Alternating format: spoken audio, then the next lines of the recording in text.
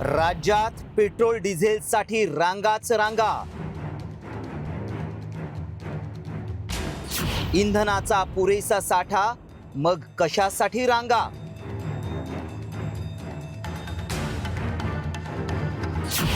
राज्यात 2000 petrol pump कोरडे.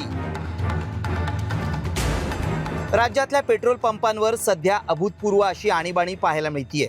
एकीकडे पेट्रोल डिझेलच्या दरात वाढ होत असतानाच दुसरीकडे राज्यातील 2000 पेट्रोल पंप पूर्णपणे कोरडे ठाक पडलेत. उत्तर महाराष्ट्र, मराठवाडा ते थेट गडचिरोलीपर्यंत डिझेल आणि पेट्रोल टंचाईमुळे हाहाकार उडालाय. महाराष्ट्रातल्या काही जिल्ह्यांमधल्या पेट्रोल पंपांची सध्याची स्थिती काय आहे पाहूयात. अहिल्यानगरमध्ये 400 पेट्रोल पंप असून 200 पेट्रोल पंप बंद झालेत. तर जळगावमध्ये 371 पेट्रोल पंपांपैकी 150 पेट्रोल पंप बंद झालेत. नाशिकमध्ये 725 पैकी 75 पंप बंद ठेवण्यात आलेत.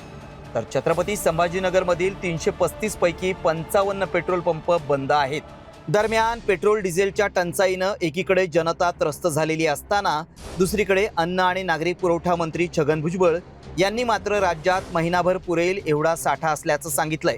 तर पुरेसा इंधन साठा असल्याचं मुख्यमंत्र्यांचं म्हणणं आहे. आमच्याकडे पेट्रोल डिझेलचा 1 महिन्याचा साठा आहे.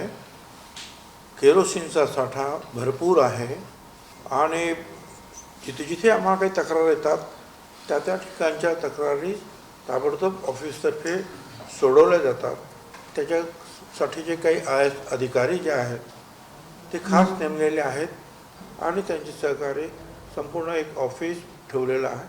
ते काम करत आहे. त्याच्यामध्ये केंद्र सरकारने सांगितलेलं आहे की पेट्रोल डिझेलचा स्ट्रॅटेजिक साठा आमच्याकडे आहे.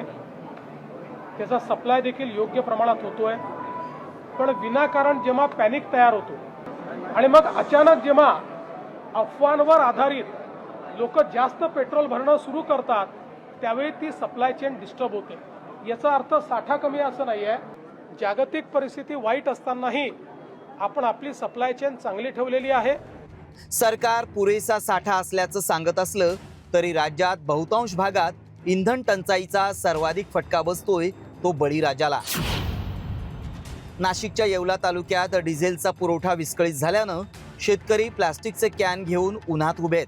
मात्र एका शेतकऱ्याला केवळ 5 लिटर डिझेल दिलं जात असल्यामुळं शेतकरी संतप्त झालेत.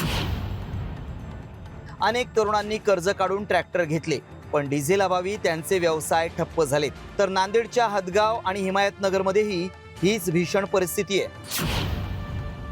तर परभणीमध्ये शेतकरी आणि वाहनधारक चक्क पहाटे 4 वाजल्यापासून डिझेलसाठी रांगेत उभे राहत आहेत. याशिवाय गडचिरोलीत तर बहुतांश पंपांवर नो स्टॉकचे बोर्ड पाहायला मिळत आहेत. त्यामुळे नागरिकांच्या संतापाचा भडका उडालाय. शेतकऱ्यांना काय करायचं काय? शेतकऱ्यांना आता जर कामं नाही केली तर उद्या शेती पिकवायची कशावर? तर शेतकऱ्याला कमीत कमी 3000 डिझेल द्यायला पाहिजे.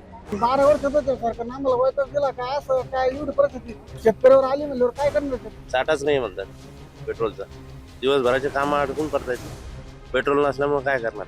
जागतिक पातळीवरील परिस्थिती अशीच राहिली तर आगामी काळात आणखी विदारक स्थितीचा सामना करावा लागू शकतो.